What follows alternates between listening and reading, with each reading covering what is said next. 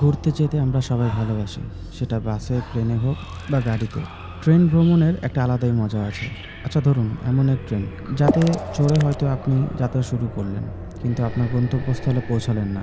মাঝপথে এমন একটা টাইম লুপে আপনি ফেঁসে গেলেন, যেখান থেকে কোনো দিন বেরিয়ে আসতে পারলেন না। কেমন হয় ব্যাপারটা? খুব অবাক, তাই না? তো আসুন এমনই এক অদ্ভুত ঘটনা আমরা আজকে জানব। চলুন শুরু করা যাক।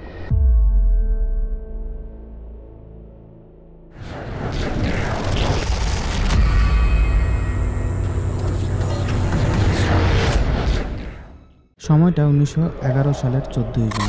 রোমের জেনেটিক রেলওয়ে কোম্পানি তাদের নতুন ট্রেন উদ্বোধনে ১০৬ জন জনগণকে ফ্রি রাইডের পরিকল্পনা করেছিল। সেই অনুযায়ী ১০৬ জন যাত্রী টিকিট নিয়ে গাড়িতে উঠে পড়ে ফ্রি ভ্রমণে। যাত্রাপথে ট্রেনটিকে নতুন তৈরি টানেলের ভেতর দিয়ে যেতে হতো, যেটি ছিল লোমবার্ড মাউন্টের কাছে। আর টানেলটি প্রায় ১ কিলোমিটার অবধি বিস্তৃত ছিল। এই ট্রেনে উপস্থিত কেউই জানতে পারেনি যে তাদের সাথে কী ঘটতে চলেছে, কারণ ট্রেনটি ওই টানেলের ভিতর ঢুকেছিল ঠিকই, কিন্তু সেটা টানেলের ওই সাইড দিয়ে আর বের হয়নি।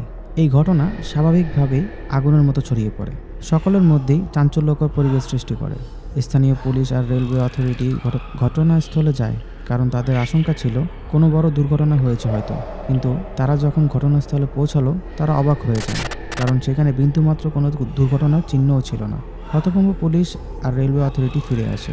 এর কিছুদিন পর দুজন ব্যক্তি এসে পুলিশের কাছে তারা দাবি করে যে এনআরসি ট্রেনের প্যাসেঞ্জারদের মধ্যে তারাও ছিলেন। তাদের দেওয়া রিপোর্ট অনুযায়ী ট্রেন টানেলে ঢুকতেই তাদের মধ্যে একজন দেখতে পায় সুড়ঙ্গের ভিতর ট্রেনটির চারপাশে এক ধরনের সাদা কুয়াশা আসতে শুরু করে। তখনই তিনি আন্দাজ করে যে একটা খারাপ কিছু হতে চলেছে। এরপর তিনি কিছু না বুঝেই ট্রেন থেকে ঝাঁপ মারেন। ঝাঁপ মারতে লক্ষ্য করেন তার সামনের বগি থেকে আরেকজন ঝাঁপ মারল, আর তারা দেখতে পায় যে ট্রেনটা সেই সাদা কুয়াশার মধ্যে হঠাৎ কোথাও যেন উধাও হয়ে গেল। অবাক করার মতো বিষয় হলো, এদের দুজনের রিপোর্ট আলাদা আলাদাভাবে নেওয়া হয়, আর এই দুজনের রিপোর্টই হুবহু মিল ছিল। এমনকি এদের বয়ান লোকাল নিউজ পেপারেও ছাপানো হয়। এরপর থেকে এদের একজন স্লিপিং ডিসঅর্ডার এবং অন্য আরেকজন স্ট্রেস ডিসঅর্ডারে ভুগছিলেন। অফিসাররা এই টানেলটিকে চিরদিনের মতো বন্ধ করে দেয়, কিন্তু ওয়ার্ল্ড ওয়ার ২ এর বোম বর্ষণের ফলে এই টানেলটি ক্ষতিগ্রস্ত হয় এবং ঢাকা পড়ে যায়। কি মনে হয় আপনাদের, ঘটনা কি এখানেই শেষ? না, ঘটনা এখান থেকেই শুরু। ১৯২৬ সালে লোকাল নিউজ পেপারে একটি খবর প্রকাশিত হয়। খবর অনুযায়ী ১৮৪০ সালে মেক্সিকোতে এক পাগলা গারদে ১০৪ জন লোককে খুঁজে পাওয়া যায়, যাদের মানসিক অবস্থা কারোরই ঠিক ছিল না। এরা কেউই নিজের নাম জানত না।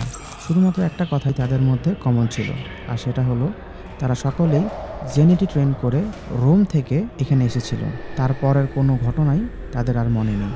এই ঘটনা প্রকাশিত হওয়ায় সবাই অবাক হয়ে যায়, কারণ জেনেটি ট্রেনটির ঘটনা ১৯১১ সালে হয়েছিল। আর এটা কিভাবে সম্ভব যে ১৮৪০ সালে ১০৪ জন লোক সেখানে জেনেটি ঘটনা আক্রান্ত হয়ে ভর্তি হয়েছিল এই পাগলাগারদে? এর আরেকটা কারণ হচ্ছে রোম থেকে মেক্সিকোর দূরত্ব ১০,২৩৪ কিলোমিটার। এমনকি কোনো ট্রেন এই সময়ে দুই দেশের মধ্যে কানেক্টেডই ছিল না। তাছাড়াও এই দুই দেশের মাঝে বিশাল সমুদ্রও আছে, আর এটা কোনোভাবেই সম্ভব নয় যে জেএসটি ট্রেন জলের নিচ দিয়ে মেক্সিকোতে আসবে।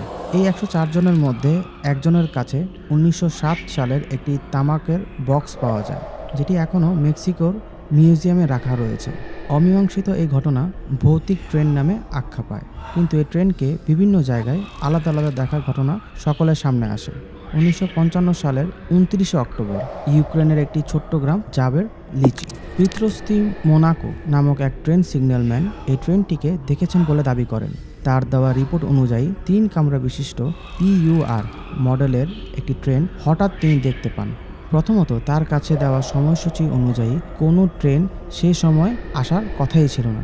তিনি ট্রেনটিকে দেখায় আরও অবাক হয়ে যান।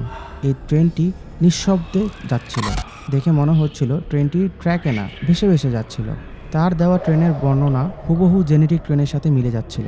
এরপর ১৯৯১ সালে পাল্টোভাতে একজন প্যারানর্মাল ইনভেস্টিগেটর একটি রাতে এই ট্রেনটিকে দেখতে পান। তিনি কিছু না ভেবে ট্রেনটিতে চড়ে বসেন, কিন্তু দুর্ভাগ্যবশত এরপর তার আর কোনো খোঁজ পাওয়া যায়নি। এই ভৌতিক ট্রেন ঘটনার উপর কেন্দ্র করে প্যারানর্মাল এবং সায়েন্টিফিক্যালি দুই তরফ থেকে থিওরি আসে। প্যারানর্মাল ইনভেস্টিগেটরের মতে ১৯ শতকের শেষ দিকে এই মান্টনের আশেপাশে একটি কবরস্থান বানানো হয়, যেখানে প্রায় ২,০০০ জনের মতো মৃত সৈনিকদের কবরস্থ করা হয়। পরবর্তীকালে সেখানেই এই ট্রেন লাইনটিকে নির্মাণ করা হয়।